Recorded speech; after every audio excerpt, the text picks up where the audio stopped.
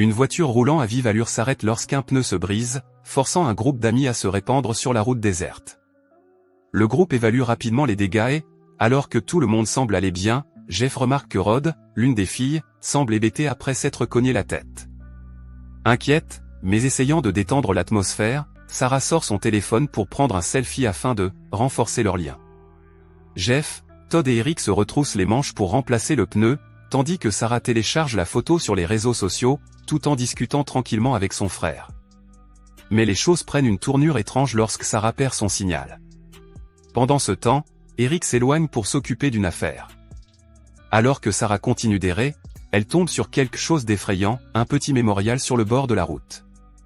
Paniquée, elle se précipite pour prévenir ses amis, mais les choses deviennent encore plus étranges. Sarah rejoint Keren et Rod à l'ombre pour discuter, taquinant Todd lorsqu'il finit enfin de changer les pneus. Mais leur plaisanterie est interrompue lorsque Jeff retire le pneu endommagé et découvre quelque chose de terrifiant, une balle logée à l'intérieur. Avant que le groupe n'ait le temps d'assimiler la nouvelle, Todd entend un bruit étrange. Il lève les yeux et voit le pneu crevé s'éloigner de lui-même. Confus, il se lance à sa poursuite. Pendant ce temps, Sarah tripote à nouveau son téléphone lorsqu'elle se fiche de terreur. Jeff gît mort dans la terre et, avant qu'elle ne puisse appeler à l'aide, elle reçoit elle aussi une balle qui, cette fois, lui transperce l'œil. Todd se retourne pour voir ce qui se passe et le groupe est paralysé par la peur lorsque le cauchemar commence. La femme se dirige vers Todd, mais un second coup de feu l'envoie au sol.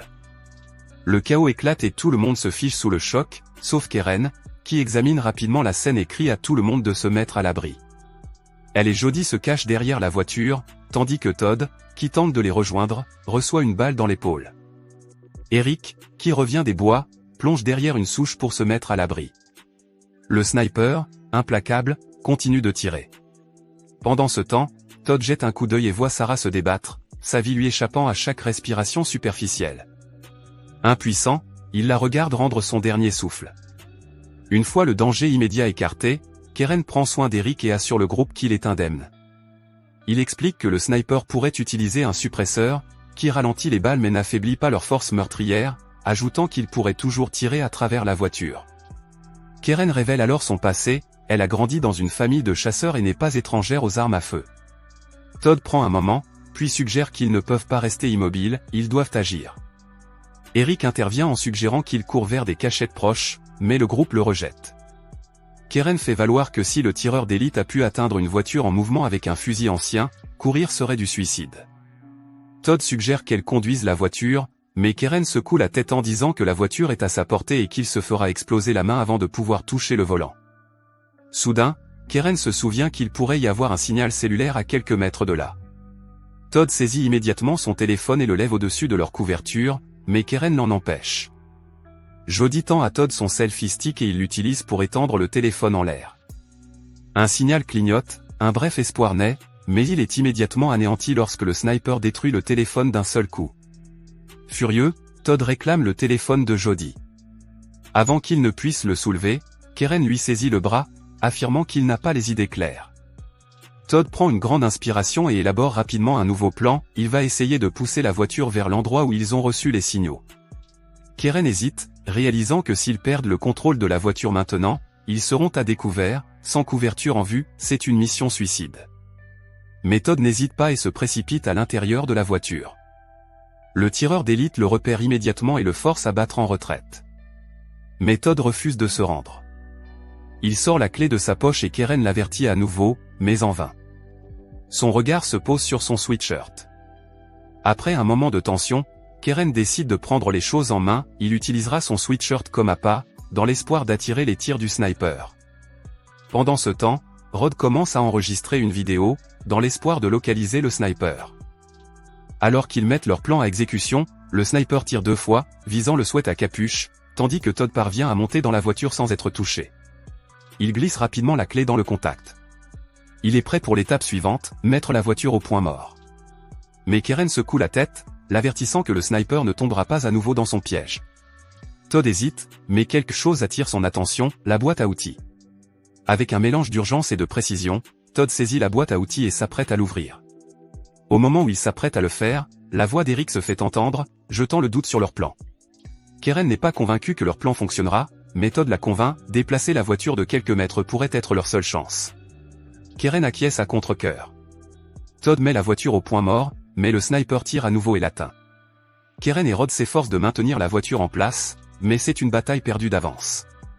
Malgré leurs efforts, Rod reste exposé alors que Todd et Keren se démènent pour l'atteindre.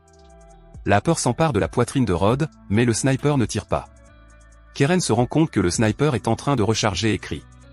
Mais alors qu'il se met à l'abri, Eric tente désespérément de s'échapper, mais il est touché. Le sniper semble jouer avec lui, regardant Eric se débattre. Keren, qui réfléchit rapidement, le guide en lui disant d'attacher sa jambe pour arrêter le saignement. Keren fait de son mieux pour maintenir Eric éveillé, mais finit par s'évanouir. Il vérifie la blessure de Todd, chauffe le marteau et l'utilise pour lier la plaie malgré la douleur. Cela l'apaise, soulageant sa souffrance. Au bout d'un moment, Todd remarque une bouteille d'eau. Keren utilise le marteau pour la récupérer dans la voiture et ils boivent tous une gorgée, ressentant un moment de soulagement. Eric se réveille et Keren lui jette la bouteille, lui laissant le reste. Au moment où il tente de boire, le sniper lui tire une balle dans la main, l'empêchant de boire. Pendant ce temps, on peut voir le tireur d'élite siroter tranquillement son eau et manger, alors qu'il vise à nouveau.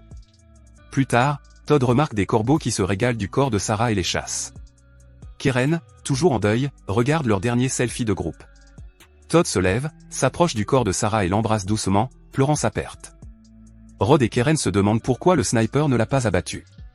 Alors que Todd est allongé à côté de Sarah, Eric se réveille à nouveau et remarque un mouvement à proximité. Keren et Rod le voient également et attirent l'attention d'Eric sur ce mouvement. S'attendant à recevoir de l'aide, ils sont choqués lorsque le mouvement s'avère être un loup, ce qui les laisse stupéfaits. Le loup s'approche d'Eric, plongeant ses amis dans la panique. Désespéré, Todd élabore un plan risqué et provoque le sniper, mais il aperçoit alors une voiture au loin.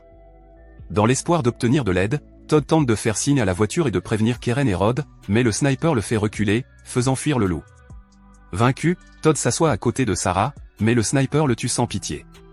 Keren et Rod aperçoivent la voiture qui approche, transportant une famille composée d'une mère, d'un père et d'une petite fille.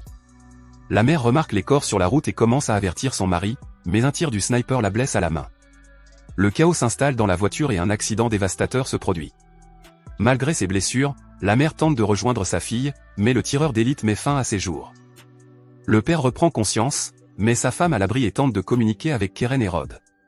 Keren parvient à le guider pour qu'il appelle le 911, mais le tireur d'élite, réalisant la menace, tire sur le réservoir d'essence de la voiture.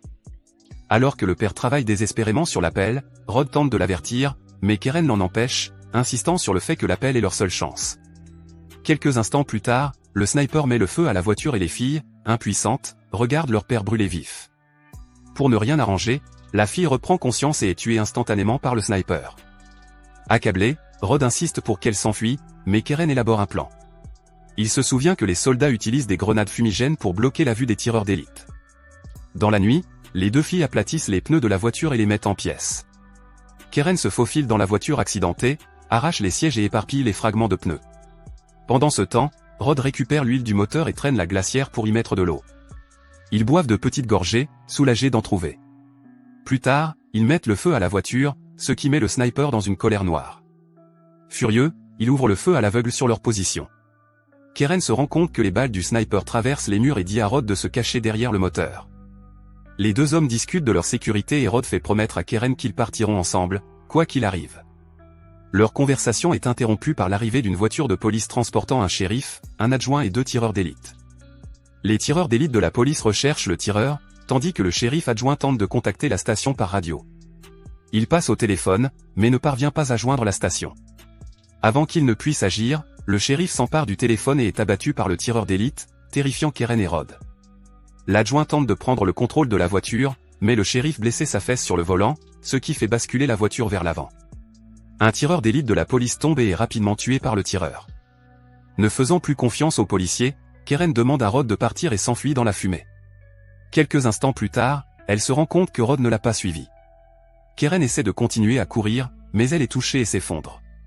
Pendant ce temps, Rod court vers la voiture de police arrêtée.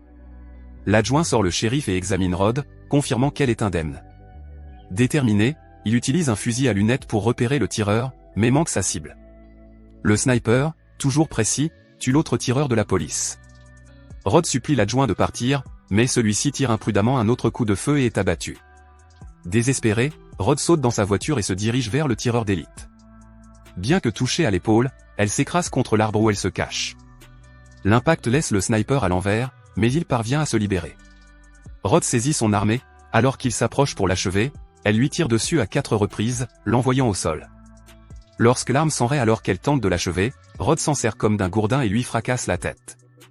Dans un moment glaçant, Rod remarque les marques de comptage gravées sur l'arme, comptant les victimes du sniper. Elle lui assène un dernier coup décisif à la tête, mais l'arme se décharge et la frappe à la gorge. Rod s'effondre, riant et pleurant, tandis que l'histoire se termine.